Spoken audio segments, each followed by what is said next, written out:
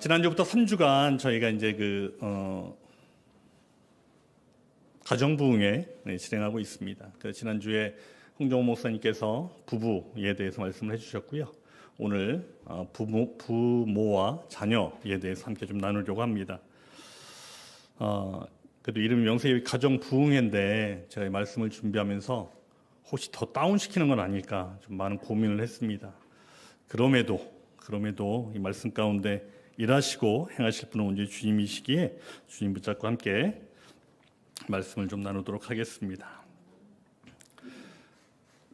우리는 살아가면서 참 인생에 대한 많은 명제 또는 정의의 이야기들을 많이 합니다. 그 중에서 우리가 한 번쯤은 들어봤을 이야기가 있는데요. 그 이야기는 인생은 B와 D 사이의 C이다 라는 말입니다. 프랑스 실존주의 문학자인 장폴 샤르트르가 한 이야기입니다. 인생은 태어남, 버스, 그리고 죽음, 데스 사이에 초이스, 선택의 연속이다 라는 말입니다. 그만큼 우리에게는 너무나 많은 선택의 순간들이 있고 그 선택으로 인해 우리의 삶은 계속 유지가 되어 갑니다. 그런데 이 말씀을 한번 뒤집어서 생각을 해보면 인생의 이 선택의 과정을 제외하고 앞에 있는 태어남과 이 죽음은 인간의 의지와 선택의 범주를 넘어서는 이야기입니다. 뒤에 있는 죽음은 차치하더라도 이 태어남에 대해서 결국 누구의 자녀로 태어날 것인가와 어떤 자녀를 낳느냐의 문제는 우리의 의지가 아니라 태초부터 준비하시고 예비하셨던 하나님의 몫인 것입니다. 시편 139편 13절로 16절까지의 말씀을 보면 시편 기자는 이렇게 고백을 합니다. 주께서 내 내장을 지으시며 나의 모태에서 나를 만드셨나이다. 내가 주께 감사하옴은 나를 지으심이 심히 기묘하심이라. 주께서 하시는 일이 기이함을 내 영혼이 잘 아나이다. 내가 은밀한 데서 지음을 받고 땅의 깊은 곳에서 기이하게 지음을 받은 때에 나의 형체가 주의 앞에 숨겨지지 못하였나이다. 내 형질이 이루어지기 전에 주의 눈이 보셨으며 나를 위하여 정한 날이 하루도 되기 전에 주의 책에 다 기록되었나이다. 이 본문에 대해서 어떤 성경학자는 이렇게 설명을 합니다. 하나님이 어머님 뱃속에서 우리를 빚으신다는 사실은 그분이 태아에게도 그 가치를 부여하시고 처음부터 우리를 어떻게 사용하실지 계획하셨음을 생생히 일깨워주는 내용이다 라고 이야기를 합니다. 그렇기에 우리는 부모와 자식 간의 관계 가운데서도 우리의 의지와 또한 우리의 선택이 아니라 우리를 지으시고 예비하신 하나님의 섭리대로 행하는 것이 옳습니다. 그렇다면 과연 우리는 하나님의 섭리대로 관계를 맺고 또한 하나님의 뜻 가운데 부모와 자녀는 어떻게 행하는 것이 옳은 것인지 한번 살펴보고자 합니다. 첫 번째는 우리가 은혜로 맺어진 관계임을 알아야 합니다. 부모에게 자녀들이 순종하고 또한 공경하는 것이 우리 부모가 너무나 완벽해서 공경할 만한 존재이기 때문에 공경하지는 않습니다. 또한 우리 자녀들이 너무나 완벽해서 우리의 징계조차 필요 없는 그런 존재들이기 때문에 부모들에게 자녀를 노엽게 하지 말라 말씀하시는 것도 아닙니다. 성경에서 오늘 에베소서 6장 말씀을 통해서 이렇게 명하신 이유는 복음 안에서 하나님을 알고 그분을 즐거워하는 것이 우리의 신앙의 근본이고 본질이기 때문에 그렇습니다. 우리가 그분을 알면 알아갈수록 즐거워하면 즐거워할수록 우리는 그분의 은혜가 얼마나 큰지를 더욱더 깨달아 알게 되어집니다. 그 은혜를 나타내는 많은 구절들이 있지만 구약 가운데 잠깐 보면 하나님은 이런 하나님이십니다. 아벨을 죽이고 두려움에 떨고 있는 가인에게 표를 주어서 죽음을 면케하시는 하나님이십니다. 죄에 빠져 있는 소돔과 고모라의 악함을 멸하시려 하시다가도 아브라함의 간구에 진노를 미루시는 하나님이십니다. 금송아지를 만들어서 우상을 섬기려고 하는 이 이스라엘 백성에 대한 화를 모세의 기도를 통해서 거두시는 하나님이십니다. 그리고 지금도 한 영혼이라도 마음을 돌이켜 돌아오기만을 기다리고 계신 그런 하나님이십니다. 우리가 이런 하나님을 알면 알수록, 그 은혜에 감격하면 할수록 우리는 더 이상 부모로서 우리의 자녀들을 노엽게 할 수가 없습니다. 왜냐하면 하나님은 절대 우리를 노엽게 하시는 분이 아니기 때문에 그렇습니다. 그분은 노하기를 더디 하시는 분이십니다. 시편 145편 8절에 보면 여호와는 은혜로우시며 자비하시며 노하기를 더디하시며 인자하심이 크시도다 라고 이야기합니다. 하나님의 이 성품을 부모된 우리가 알아서 하나님의 섭리대로 자녀를 대하라는 것입니다. 하나님은 애굽 땅에서부터 종살이하던 이스라엘 민족을 이끌어내신 후에 모세를 통하여 십계명을 허락하여 주십니다. 그 십계명 중에 5번째 계명이 내 부모를 공경하라입니다. 하나님과의 관계를 제외하고 인간관계 가운데에 있는 십계명 중에 최우선인데요. 그 이스라엘 백성에게 너희는 하나님의 은혜를 누렸으니 그 누린 은혜로 세상 가운데 나가 살아나가라 라고 말씀하십니다. 그런데 그 첫째 대상이 부모님인 것입니다. 우리가 부모에게 순종하고 공경할 수 있는 것은 부모가 우리에게 무엇을 해주었는지가 중요하지는 않습니다. 왜냐하면 우리는 이미 하나님의 은혜로 만족한 존재이기 때문에 그렇습니다. 자녀된 우리는 하나님 아버지를 공경하듯이 우리의 부모님을 공경하고 순종하는 것입니다. 그 지옥에 갈 수밖에 없었던 우리가 예수님의 십자가 은혜로 용서받고 하나님의 자녀가 되는 은혜를 받았음을 잊지 말고 우리의 부모를 그대로 대하라는 것입니다. 우리에게 허락하신 이 은혜는 부모와 자녀에게 조건 없는 은혜를 베풀게 하십니다. 내가 부모로부터 받은 게 많기 때문이 아닙니다. 하나님께서 예수님 안에서 내게 모든 것을 이루어 주셨고 내가 그 은혜와 다함 없는 사랑에 만족하기 때문에 그렇습니다. 그렇기 때문에 부모는 또한 자녀는 서로에게 은혜를 베푸는 자가 되는 것입니다. 나아가서 이 복음의 은혜는 자녀로서 부모에게 인정을 받아야 되는 그 갈망, 또한 부모로서는 자녀에게 존경을 받고자 하는 그 갈망, 그 인간적인 마음의 부담을 떨쳐버릴 수 있는 충만함이 있습니다. 그 은혜만으로도 충분한 만족을 누리게 되기 때문에 그렇습니다. 우리가 부모이든 자녀이든 그게 누구이든지 간에 예수 그리스도의 은혜가 아니고서는 우리는 절대 설명할 수 없는 존재입니다.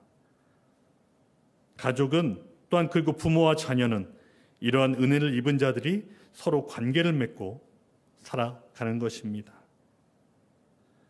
이것을 우리가 은혜라고 자꾸 얘기하는 것은 우리의 선택이 아니기 때문에 은혜인 것입니다. 하나님이 우리에게 주시는 것은 모두 은혜이기 때문에 은혜라고 말씀을 드립니다. 이미 우리에게 허락된 은혜만으로도 우리는 충분합니다. 가정 가운데 그 은혜로 말미암아 서로 베푸는 자로 살아가는 저와 여러분 되시기를 소망합니다. 두 번째 이 방법은 부모와 자녀 각각이 서로 하나님과 맺어진 관계임을 인정하는 것입니다. 자녀를 자세히 보면 언젠가부터 모든 면에서 부모를 닮아가기 시작합니다. 그래서 부모는 자녀의 미래의 모습이고 자녀는 부모의 과거와 현재의 모습이라고들 표현을 합니다. 그렇게 이 한 인간의 삶은 이 자녀에게도 또한 부모에게도 많은 영향을 끼치게 됩니다. 이것을 아는 사람이라고 하면 우리 자녀와 부모를 어떻게 이루려고 하기 전에 나를 먼저 이루어 갈 것입니다. 왜냐하면 나를 먼저 바로 잡는 것이 나를 고스란히 닮아가는 자녀를 바로 세울 수 있는 방법이고, 또한 다시금 부모의 길을 바로잡는 시작이 될 수도 있기 때문에 그렇습니다. 잠언 23장 22절로 26절 말씀을 보면 너를 낳은 아비에게 청종하고 내 늙은 어미를 경히 여기지 말지니라. 진리를 사되 팔지는 말며 지혜와 훈계도 명철도 그리할지라. 의인의 아비는 크게 즐거울 것이요 지혜로운 자식을 낳은 자는 그로 말미암아 즐거울 것이니라. 내 부모를 즐겁게 하며 너를 낳은 어미를 기쁘게 하라. 내 아들아 내 마음을 내게 주며 내 눈으로 내 길을 즐거워할지니라. 오늘 허락하신 말씀 가운데 24절로 25절 말씀을 해석을 해보면 우리 부모님들이 기뻐하고 행복하길 원하는 그 아들들은 부모님께 순종하고 지혜를 추구해라 라고 당부하는 말씀입니다. 왜냐하면 그것이 아버지 되시는 하나님께서 이 땅 가운데 순종의 대상으로 우리의 부모님을 허락하셨기 때문에 그렇습니다. 그리고 부모에게는 자녀를 사랑의 대상으로 허락하셔서 하나님의 사랑을 마음껏 베풀기를 기다리고 또한 기대하고 계십니다. 한 아버지가 이제 하루는 처음 교회를 나가는 아들을 데리고 이제 교회를 갑니다. 교회에 도착해서 주기도문을 하면서 따라하라고 이야기합니다. 하늘에 계신 우리 아버지 이름이 거룩히 여김을 받으시오며. 그러자 아들이 이제 그 아버지의 기도를 듣더니 잠시 생각을 하더니 이렇게 기도를 합니다. 하늘에 계신 우리 할아버지 이름이 거룩히 여김을 받으시오며.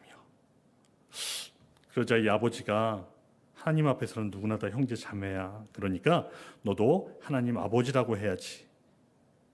그러자 아들이 잠시 생각하더니 밝은 목소리로 대답을 합니다. 알았어 형.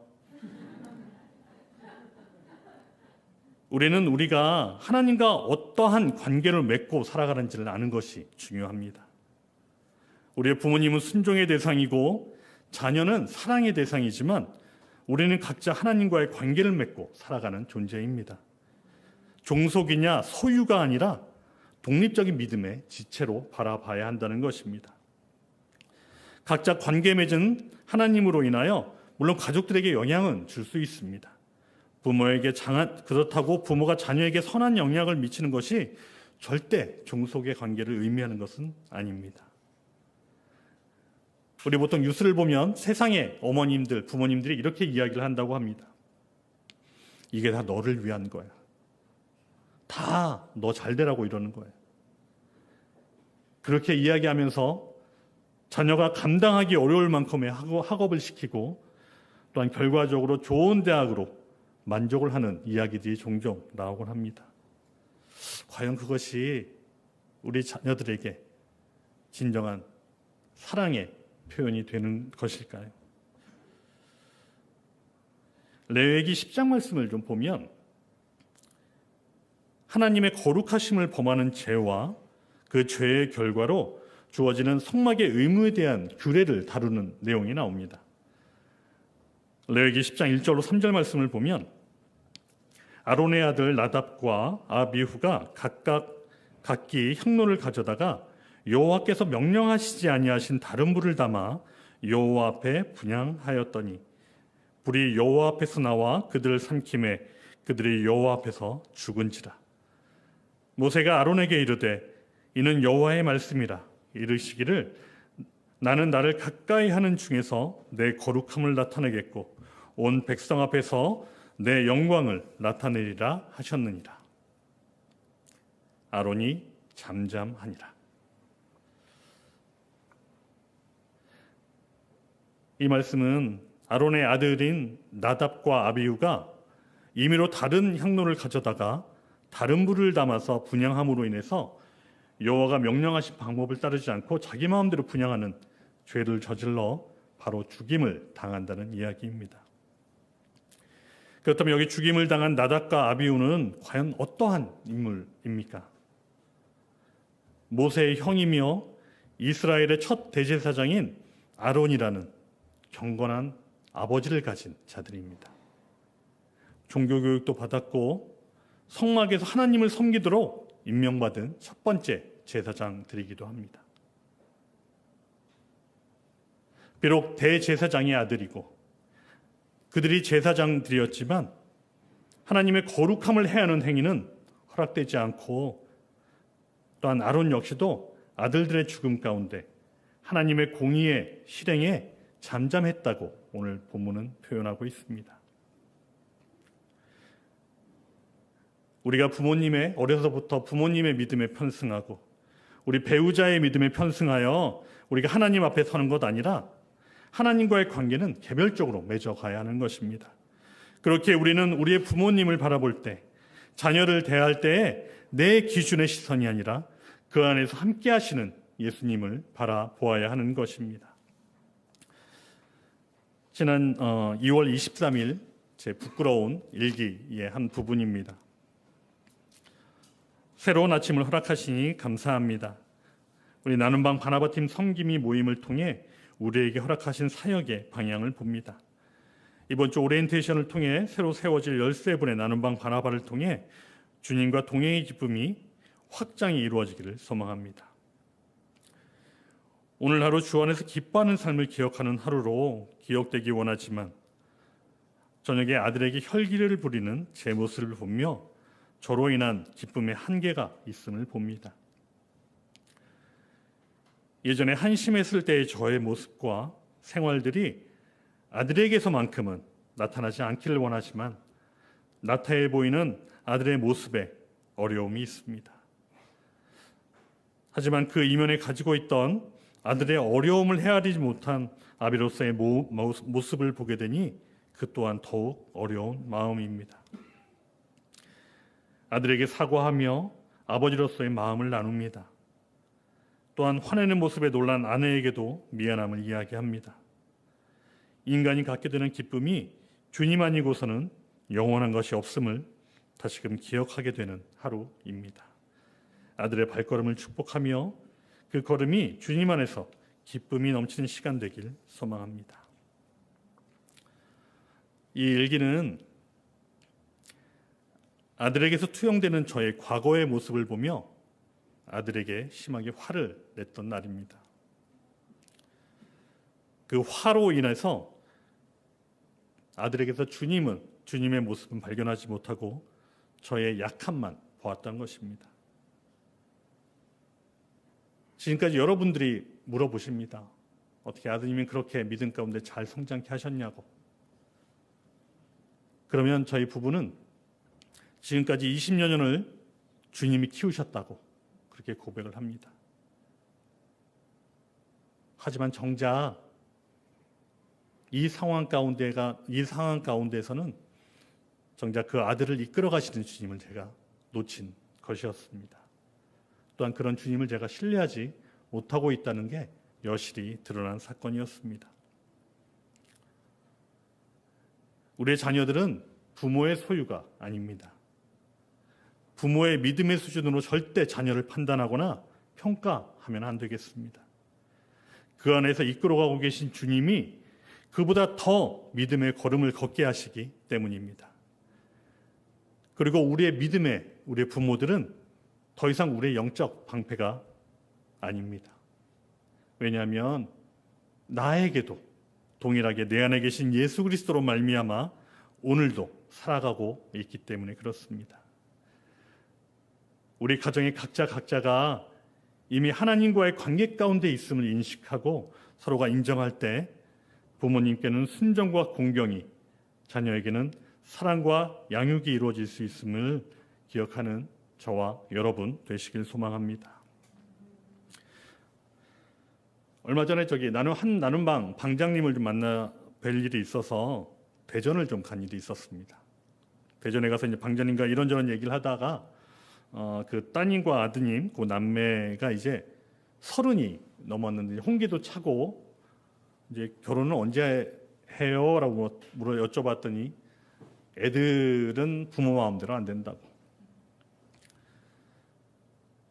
그런데 그 상황 가운데 굉장히 어려움을 겪고 계셨는데 얼마 전에 그 상황을 해결하셨다고 말씀하시는 거예요. 그래서 어떻게 해결하셨어요? 라고 여쭤보니까 그냥 자녀를 고객님으로 대하시면 됩니다. 라고 말씀하시는 겁니다. 그래서 호칭도 집에 들어오면, 자녀들이 들어오면 아유 고객님 다녀오셨어요. 가시면 안녕히 가세요 고객님. 이렇게 말씀을 하신다고 그래요. 그러면 이 엄마의 마음에 더 이상 기대할 것도 서운할 것도 없다고 하십니다. 혹시 지금 자녀가 있으신 분들 미리미리 준비하셔서 고객답게 그렇게 잘 키워주시면 감사하겠습니다. 오늘 한 선교사님의 말씀으로 오늘 말씀을 좀 정리를 좀 하려고 합니다. 앞에 말씀드렸던 것처럼 인생은 B와 D 사이의 C이다라는 명제가 있었는데 그 선교사님의 말씀은 앞에서 말했던 그 C가 초이스였지만 예수 그리스도를 믿는 우리에게는 그것은 크로스여야 한다라고 말씀하십니다. 우리에게는 삶과 죽음 가운데의 인생은 십자가의 연속이어야 한다는 것입니다. 우리가 부모로서 자녀에게 분노를 쏟지 않고 주의 교훈과 훈계로 양육을 하기 위해서, 그리고 자녀로서 부모를 공경하고 순종하기 위해서 우리는 날마다 자기를 부인하며 그리스도를 따라가야 합니다. 그것이 바로 십자가의 길인 것입니다. 유기성 목사님의 책 중에 십자가에서 살아난 가정이라는 책이 있습니다. 이 책의 표지를 보면 이렇게 쓰여져 있습니다. 진짜 그리스도인인지는 가족이 제일 잘 압니다. 신앙의 민낯이 드러나는 가정에서 당신은 누구입니까? 가정에서 내가 죽어야 예수로 살아납니다. 라고 쓰여져 있습니다. 자녀된 우리를 너무나 사랑하셔서 독생자를 이 땅 가운데 보내신 하나님 아버지의 그 사랑과 또한 고난의 십자가 가운데 죽음을 맞이할 때까지 하나님 아버지께 끝까지 순종하셨던 그 예수 그리스도의 관계가 우리의 관계 가운데 이미 복음으로 허락하신 관계입니다. 우리는 십자가의 은혜로 날마다 살아가는 존재인 것과 그 은혜로 맺어진 가족 가운데 상대방을 하나님의 자녀로 인식하고 인정하면서 그 십자가를 통과해야 되는 복음은 바로 가정으로부터 시작되어야 하는 것을 기억하는 저와 여러분이 되시길 소망합니다.